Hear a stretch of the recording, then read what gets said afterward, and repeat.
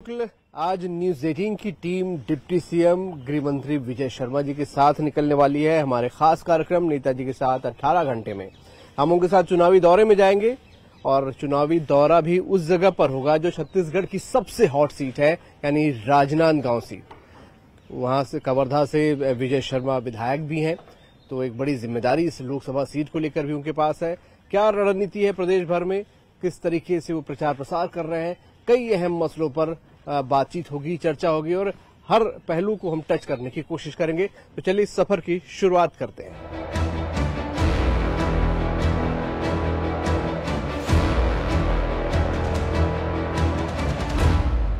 विजय शर्मा जी हमारे साथ हैं। सर, ये क्या दिन की शुरुआत अभी रोज ऐसे ही हो रही है? आपके क्षेत्र से लोग आए?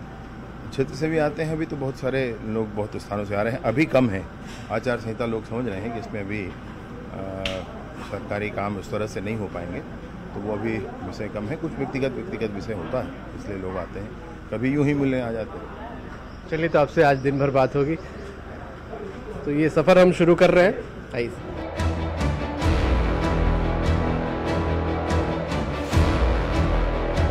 छत्तीसगढ़ में चुनाव प्रचार इस वक्त चरम पर है और लोकसभा चुनाव के लिए तमाम भाजपा के दिग्गज अपने अपने क्षेत्र में प्रचार प्रसार के लिए जा रहे हैं। आज हम दिन भर रहेंगे डिप्टी सीएम विजय शर्मा जी के साथ।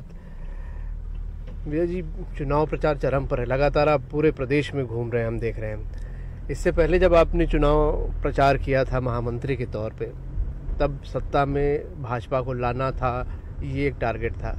अब क्या प्रचार का तरीका बदला है? किस तरीके से एज ए महामंत्री और डिप्टी सीएम प्रचार में क्या अंतर है?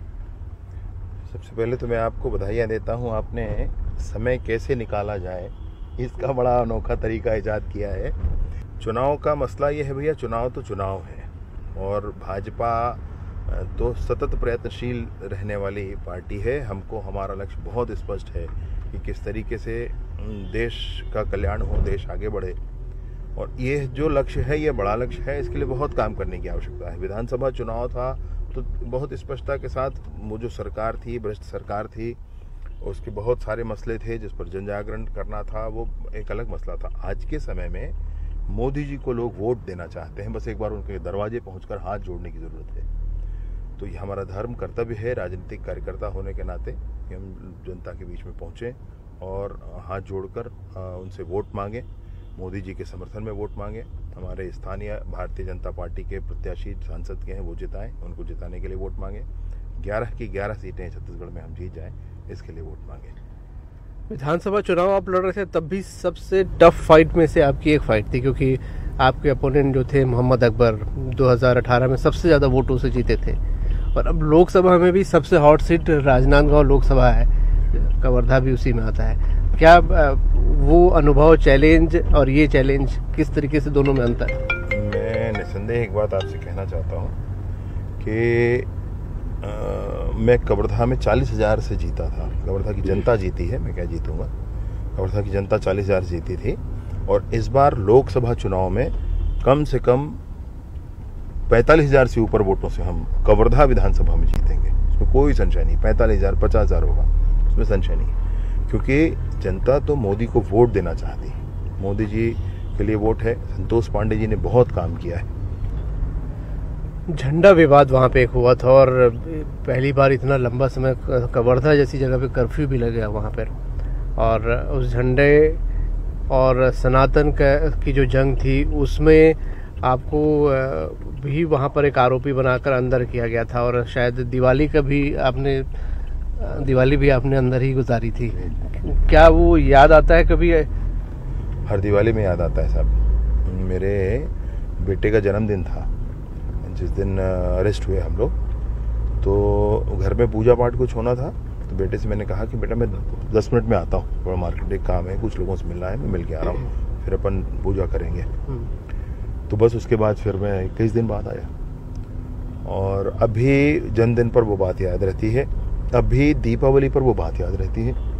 वो चीज़ भूलती नहीं है कभी। जिस जेल में हम लोग थे, जिस सेल में हम लोग थे, वो मैं देखने गया था, बाद में उसके मुआयने पर गया था। पूरा फर्जी प्रकरण बना करके अंदर किया गया था, और जब अंदर थे तो और अनेक प्रकरण बनाए गए, वो सारे फर्जी थे। और ऐसे भी प्रशासन में हो सकता है तो मुझे आश्चर्य होता है। आज मैं खुद यहाँ पर हूँ, मुझे नहीं लगता कि ऐसे हो सकता है, ना ही होना चाहिए कभी। गृह मंत्री के तौर पर आप खुद अब कई जेलों का निरीक्षण करने पहुंचते हैं। आपने बताया कि आप खुद उस जेल में भी पहुंचे जहां पर आपको रखा गया था। क्या उस समय आपके दिमाग में, क्या जहन में चल रहा था? ये बड़ा अजीब अनुभव था। मैं इसको लोकतंत्र की ताकत मानता हूँ और भाजपा के कार्यकर्ता की भी ताकत मानता हूँ कि जिस जेल में आपको ज़बरदस्ती ठूंस दिया गया था, उस जेल में मैं जब गृह मंत्री के नाते मैंने परीक्षण करने गया उसका, तो बिल्कुल अजब अनुभव था। वो जेलर भी वही थे, वो स्टाफ भी वही था, सब वही थे। और ऐसा ही एक मसला मैं आपसे और कहूँ कि प्रधानमंत्री आवास के लिए भारतीय जनता पार्टी की उस समय की टीम ने बहुत काम किया था। मोर आवास मोर अधिकार रोक के रखे है भूपेश सरकार।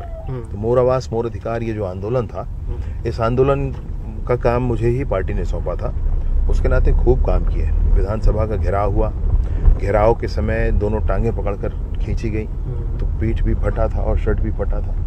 लेकिन सरकार बनने के बाद पहली कैबिनेट की बैठक के पहले लाइन पर जब 18 लाख आवास की स्वीकृति के लिए मैंने हस्ताक्षर किया माननीय मुख्यमंत्री जी के साथ, वो सुकून शायद कहीं और नहीं मिल सकता, वो खुशी, वो संतुष्टि शायद और कहीं नहीं मिल सकती जो वो संतुष्टि थी। 5 साल आपने बहुत स्ट्रगल किया, बल्कि आप बता रहे 40 साल से जुड़े हुए थे, लेकिन पिछले 5 साल जो भी आपके आंदोलन रहे उसमें खाकी वर्दी आपके सामने अपोजिट में ज़रूर रही है और बड़ा गहरा रिश्ता 5 साल भी था आपका उनसे।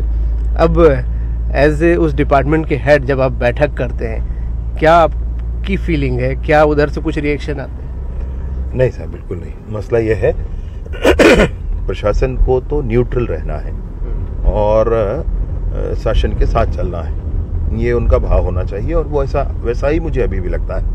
गृह मंत्री बनते साथ और डिप्टी सीएम बनते साथ आपने नशे को लेकर एक बड़ा अभियान छेड़ा हुआ है। क्या आप मानते हैं कि नशा भी यूथ को बिगाड़ रहा था और एक बड़ा इशू था जो कि विधानसभा चुनाव में भी आप लोगों ने उठाया और लोगों को टच भी किया है? अभी आपको बहुत दिनों से चाकूबाजी की घटना रायपुर में नहीं मिली, उसके लिए एक एनालिसिस के लिए भी बात हुई थी, तो पुलिस विभाग ने एनालिसिस करके दिखाया भी था कि जहां पर ऐसे सूखे नशे का, इंजेक्शन के नशे का और दूसरे किस्म के नशे का व्यापार या उपयोग हो रहा है और जहां पर चाकूबाजी की घटनाएं हो रही हैं वो लगभग ओवरलैप्ड हैं, आसपास ही हैं। तो वो नशा किया, बस थोड़ी देर ये रहा और फिर एक घटना हो गई, तो उसमें फिर आदमी आपे में तो रह नहीं पाता है। तो नशे के खिलाफ तगड़ी कार्रवाई करने के कारण और बहुत स्पष्टता के साथ पहली बार से ही कहा गया था कि नशे में आज किसी को बेचते हुए पकड़ लिया वो पर्याप्त नहीं है, वो कहाँ से लाया और ये आखिरी चैन की आखिरी कड़ी तक पहुंचना है और नस बल तोड़ कर रखना है। एक मतलब मैं तो गृह मंत्री होते हुए भी ये बात कहता हूं कि इस पर सख्त कार्यवाही, लेकिन नहीं सख्त पुलिस कर सके वो करनी चाहिए। इस परिप्रेक्ष्य में ये हुआ कि इस कड़ी को खोजते खोजते हमारी पुलिस छत्तीसगढ़ की राजस्थान तक पहुंची और राजस्थान में भी ट्रक में पकड़ाया सामान जो छत्तीसगढ़ आने वाला था। विजय शर्मा जी, एक चर्चा बीरनपुर की करूंगा क्योंकि यही अप्रैल का ही वो महीना था और यही वो तारीख थी जब आज हम आपका इंटरव्यू कर रहे हैं और शायद इसी तारीख के आसपास आप लोग बीरनपुर भी गए थे और बड़ा इशू हुआ था। क्या वो घटना भी याद आती है? और अब आप खुद गृह मंत्री हैं, किस तरीके से इस पूरी घटना को देख रहे हैं? मैं मतलब आप ये सोचिए कि बीरनपुर की ऐसी घटना है जिसको मैंने दोनों एंगल से देखा है, इधर से भी देखा है और एक उस समय जो मामलों को दबाया जा रहा था और हम लोगों ने कोशिश की थी कि जनता के बीच में वो विषय आना चाहिए, वो 10 अप्रैल का ही दिन था। तो ये जो घटना थी उसका मूल कारण जो है उस पर कभी ध्यान दिया नहीं गया। अभी भी जांच रिपोर्ट मैंने देखी तो उसमें भी मूल कारण पर नहीं गए हैं। उसमें समुदाय विशेष के लोगों ने 9 हिंदू लड़कियों को भगाकर शादियां की, ऐसा रिपोर्टेड है और बाकी जो रिपोर्टेड नहीं है वो जाने और कितने हैं क्या है। तो इसमें उसके बावजूद अगर समाज में कोई उद्वेलना है, मन में कुछ उद्विग्नता है उनकी, तो उस पर क्यों नहीं चिंता की गई? जब धर्मांतरण के आधार धर्मांतरित होकर विवाह हो रहा है तो धर्मांतरण की कौन सी प्रक्रिया अपनाई गई? कभी इस विषय पर कोई चिंता नहीं की गई, जबकि बार बार उसमें लिखा है कि गांव वाले आवेदन रख करके घूमते रहे। कुछ नहीं हो पाया, इसलिए ये सारी परिस्थितियां वहाँ पर निर्मित हुई, दुखद थी। उसके बाद जो और घटना घटी वहाँ पे दो और लोगों की जाने गई, वह भी बहुत दुखद है। ये पूरी परिस्थितियाँ जो उस गांव की हैं, जहाँ पर बीरनपुर और ऐसे अनेक गांव हैं, मुझे समझ में आती बात, ऐसे अनेक गांव हैं जहाँ पर ऐसी परिस्थितियाँ हैं, उन पर पहले ध्यान देना चाहिए। अगर कोई विषय बाद में आ रहा है तो उसको पहले ध्यान देना चाहिए। उसमें पुरानी सरकार के तुष्टीकरण की नीति का झंझट था, न कर पाई सरकार, लेकिन मैं बिल्कुल मानता हूं कि इन सारे विषयों पर पहले ही ध्यान देने की आवश्यकता है। चाहे बस्तर में होने वाले विषय हों, चाहे बीरनपुर के विषय हों, चाहे कवर्धा के विषय हों, चाहे कहीं के भी विषय हों, पहले ध्यान देना चाहिए। गृह मंत्री के तौर पे कैसे इन घटनाओं को, चाहे बीरनपुर की हो या कवर्धा जैसी घटनाएं हों, उनको रोकने के लिए क्या जहन में आता है कि कैसे इन घटनाओं को रोका जाए? क्योंकि छत्तीसगढ़ जैसे शांत जगहों पर ऐसी घटनाएं हो क्यों रही हो, क्यों इसके पीछे ये बेस बन रहा है? जो कुछ घटना, जैसे बीरनपुर की घटना आप लें, तो वो जो घटना हुई उसका कारण आप लेंगे तो वो लंबा है जी। और उस लंबे कारण में बिल्कुल ये बात स्पष्ट है कि क्यों ये हो रहा है। एक समाज कहता है कि हमारे साथ ऐसा हो रहा है, पीड़ित है, और दूसरा समाज उसमें ध्यान न दे करके और उस विषय को आगे अगर बढ़ा रहा है, तो शासन को ध्यान देना चाहिए, प्रशासन को ध्यान देना चाहिए, संज्ञान लेना चाहिए। जब गांव वाले आवेदन लेकर के समूह में आते हैं ना, तो उसका अर्थ होता है, उस समय उसको सुनना चाहिए, उसको समझने की कोशिश करना चाहिए। छत्तीसगढ़ के परिप्रेक्ष्य में मैं बिल्कुल ये मानता हूँ कि इस तरह की सारी बातों को समझते हुए किसी एक स्वरूप में सरकार आगे बढ़ेगी, कुछ एक निर्णय के साथ सरकार आगे बढ़ेगी। नक्सल इलाकों पे आते हैं क्योंकि गृह मंत्री भी आप हैं, और आपने कई पूर्ववर्ती जैसे गांव का दौरा भी किया, और वहाँ पे कैंप भी अब खोला गया। हिड़मा का जो गांव था, वहाँ के लोगों को आपने विजिट भी कराया, राजधानी भी लेकर आए। अभी एक मंदिर भी वहाँ पर सुरक्षा बलों ने, भगवान राम का बताया जा रहा है कि 71 साल पुराना मंदिर था जो बंद पड़ा हुआ था, वो ओपन हुआ। कैसे इन तमाम घटनाओं को जोड़ के देखते हैं? क्या कैंप खोलने का फायदा है? नक्सल इलाकों में बहुत स्पष्टता के साथ मैं आपसे कहना चाहता हूं कि लोग मानते हैं कि वहां पर बिजली, पानी, सड़क, मोबाइल टावर, आंगनबाड़ी, अस्पताल, स्कूल, ये सब आना चाहिए। सब मानते हैं ये आज के जीवन की मौलिक आवश्यकताएं, इसको रोकना नहीं चाहिए। जनता चाहती है, इसलिए जो कैंप आज जा रहे हैं तो वो किसी सुरक्षा के कैंप नहीं है, वो विकास के कैंप हैं जो वहाँ जा रहे हैं। इसलिए जनता अभी सोचती है कि कैंप आना चाहिए। कभी समय था जब विरोध उसका हुआ करता था, ऐसा लोगों में भ्रम था। आज लोग कैंप मांगते हैं।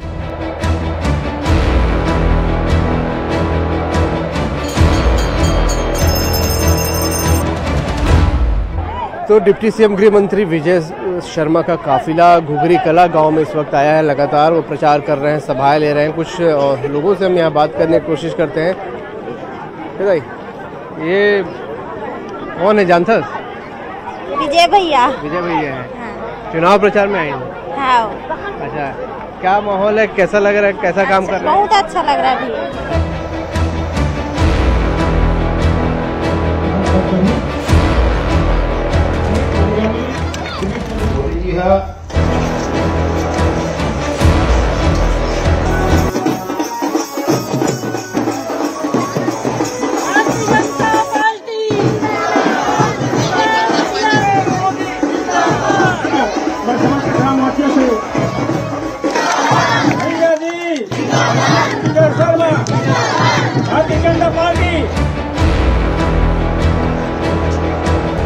लगातार प्रचार प्रसार हो रहा है। डिप्टी सीएम विजय शर्मा हमारे साथ हैं।